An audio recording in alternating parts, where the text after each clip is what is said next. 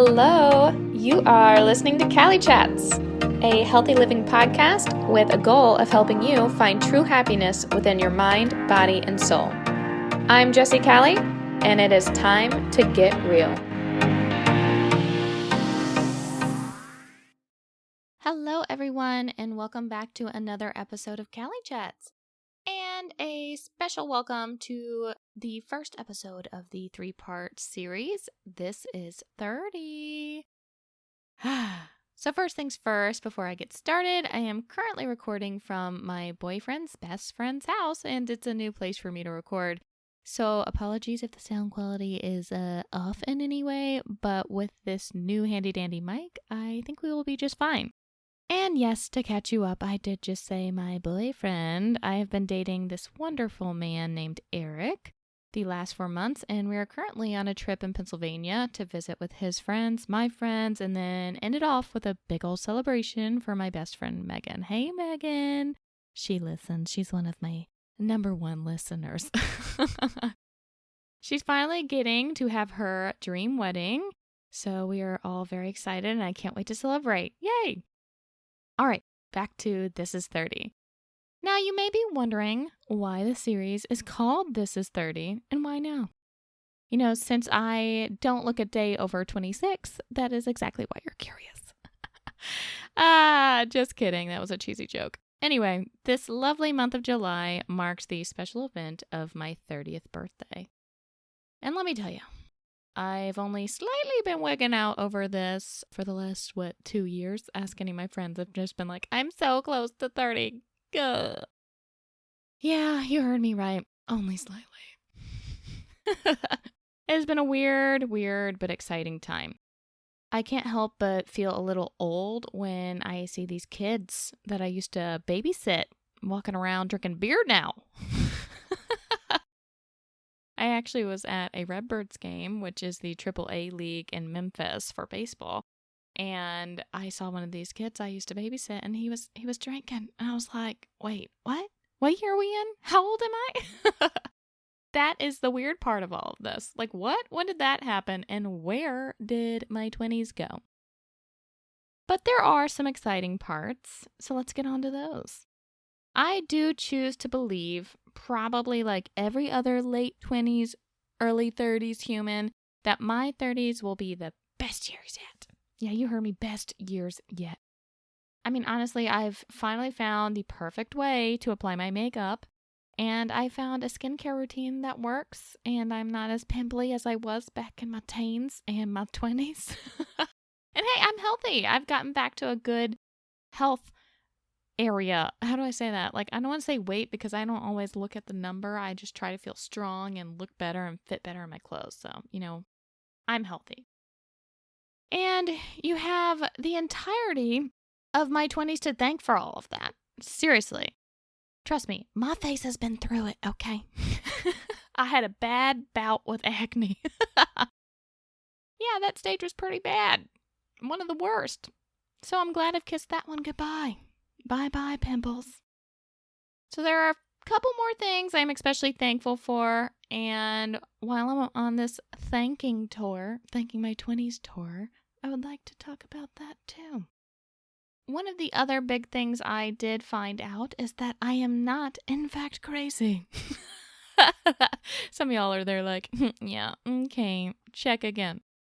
My emotions and feelings are completely common and normal to have, as are yours. Bless it. You and your feelings are completely normal. We have got to be thankful to the mental health awareness that's taken place in the last 10 years. Lord, without therapy and some key people in my life, I definitely would not be where I am today in my growth. So a big ol' high five to my 20s. Speaking of that, another big thing I'm thankful for is the Me Too movement.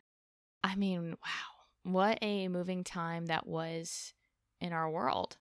There were so many people banding together and finally fighting back. And as most of you know, and for those of you who don't, a big part of my story is my battle with mental health, specifically my depression and trauma that relates to being sexually assaulted. That is something I definitely want to dig into further in a future episode, but for now, I want to wrap that back up and let you know that you are not alone. That was a big key of the Me Too movement. It showed how many have been affected and are still battling that trauma today and just trying to get through it one step at a time. I've done a lot of work on myself to get to where I am today, to have the positive outlook that I do have. And you can do that too. I promise. Oh, on a brighter note, well, actually, I don't know if we could really call it a brighter note, but on a less intense note, I also learned who not to date. I mean, who else is dating out there? It is terrible. I am very lucky to have found Eric because it was getting to be bad out there. Man, I have dated too many people at this point. I have bad date stories just stockpiled up and ready to go whenever the time calls for it. And I'm very lucky to have troubleshooted my way through all the bleh and found myself one of the good ones. Thank you, Eric. If you're listening to this, he better listen to this. So now that we've gotten the thanking tour over, let's keep trucking on. So, fun fact. A few months ago, I stumbled upon a gem. A real gem. What did I find? I found a blog post I wrote way back when in February of 2014. 2014. Guys, that was a long time ago. I guess it was a blog I was going to start, and I just never really started it. But it was called This Is Just the Beginning. ... It had 3 dots after it. It had one solo published blog post. You can still find it today. It was called Day 1. And man, it felt like going back in time. I literally, when I read this, I felt like I was digging up a time capsule. Mind you, this was just a few months shy of my graduation day from LSU, where I would be finishing up my college career and starting my new life, whatever that was going to be. At that point, I had no idea what that was going to be. I thought it'd be fun to read through the blog and then walk through how crazy it is. I mostly today am here on this podcast to thank my 20s and also give some advice to those still navigating theirs. Next week, we're going to dig further into some advice that you would give to a younger you, and then also some advice that I would give as well. I actually asked last week, it was a couple weeks ago on my Instagram and Facebook for listener input on that, and it was super cool to see the responses. I can't wait to share them with you all and give my input too. So without further ado, that 7-year-old blog post written by a younger me. Please go easy on me. I was just so excited, okay? This was young wee child Jessie. So, here we go. This is old Jessie. So I've decided to write a blog, more like a journal. Something for me to get my thoughts out and make sense of this crazy 2014 year. All right, well, here it goes. Growing up, I've realized the importance of cherishing each and every day.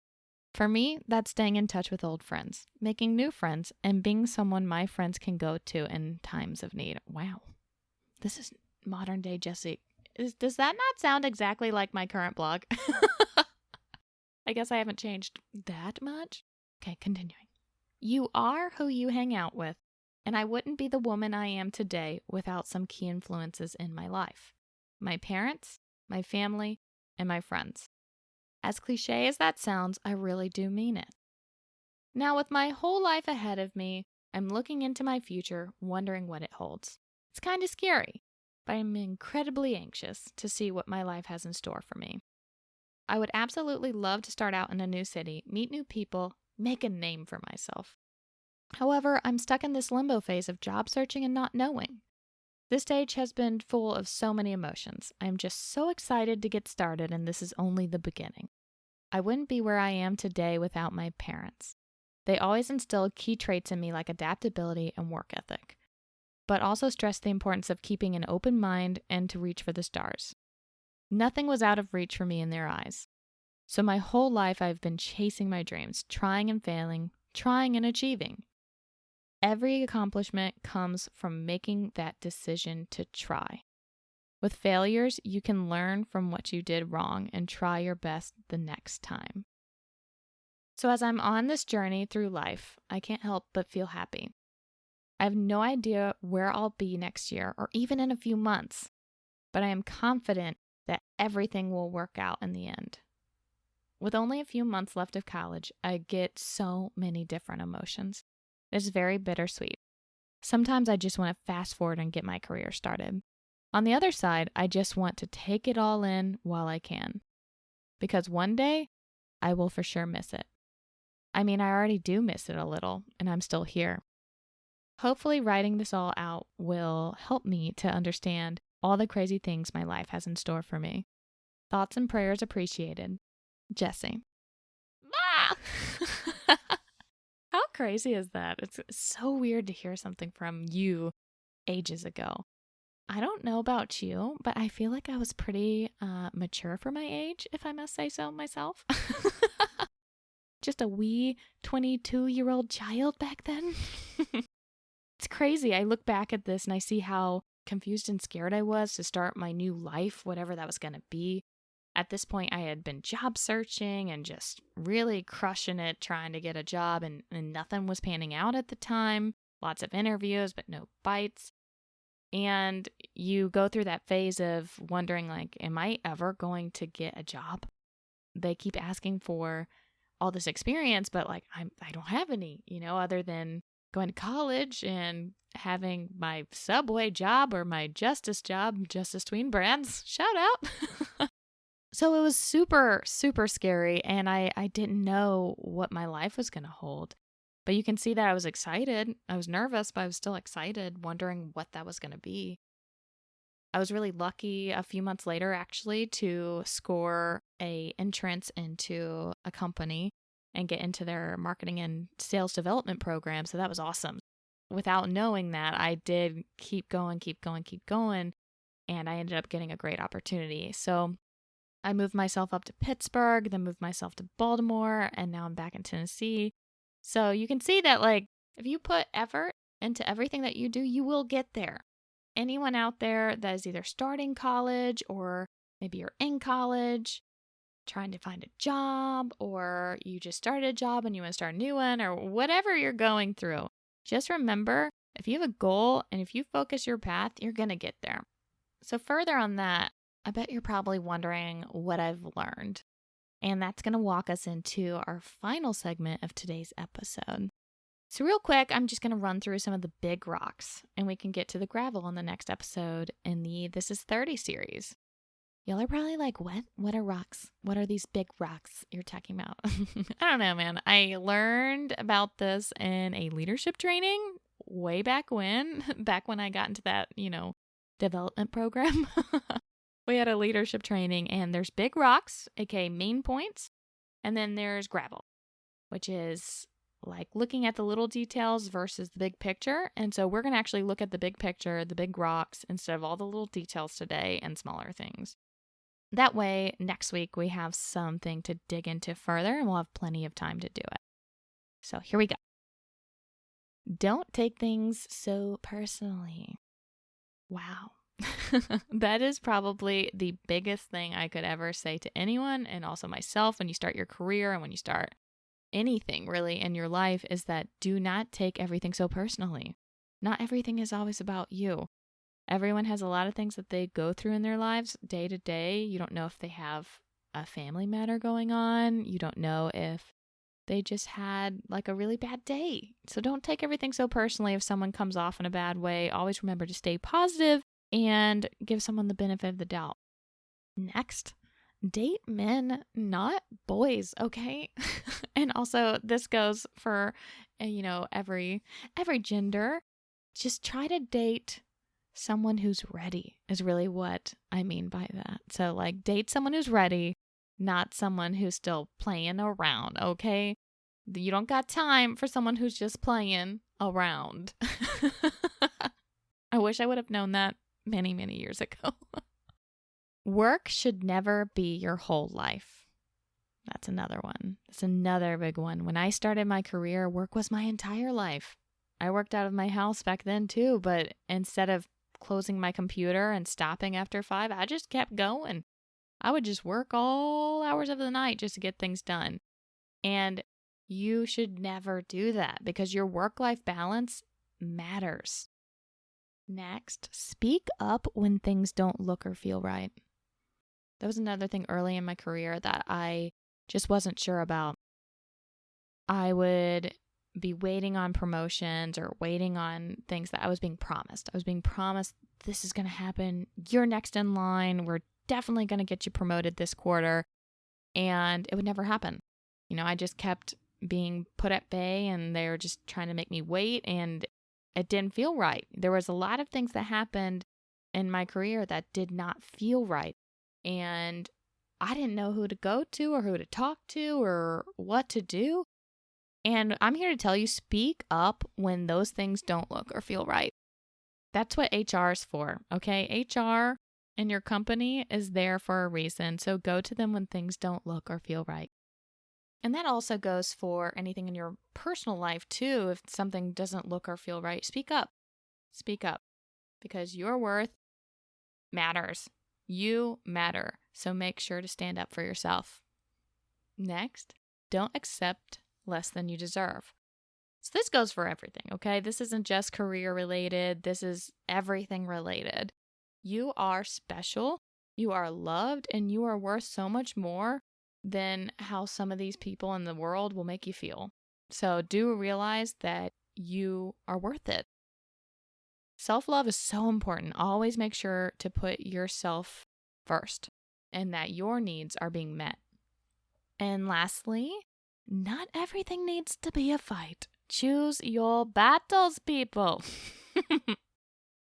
I am infamous or famous. I don't really know. I am that person that I do like to get the last word. I hope Mom didn't hear that. She'll laugh for days. But yeah, choose your battles because not everything needs to be a fight. Really.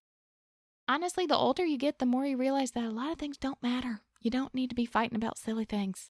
So choose your battles and everything else, just let it go. Let it go. Let it go. There's more to this, I know. Listen to Adina Menzel. All right. So those are my advice, some of my main points that I want you to take away with things that I've learned from my 20s and things that I'm surely going to take into my 30s and make sure I stand by. Next week, we're going to elaborate further into what we've all learned in our 20s, and if you aren't there yet, what you can use as advice for your 20s. I am so excited, so definitely stay tuned. Like I said earlier, a few weeks ago when I was prepping for this podcast series, I sent out a question to some people, well, not some people, all the people on my Instagram and Facebook story, and it got a lot of great input, so I'm excited to share all of that with you next week on Tuesday. I hope you've enjoyed another episode of Cali Chats, and don't forget to check out listener support. You can find a link to support the Cali Chats podcast either on the podcast bio or episode bio on wherever you're streaming this podcast. Stay tuned. You'll get to hear more on next Tuesday. I hope you'll have a great rest of your week. I love you. Bye.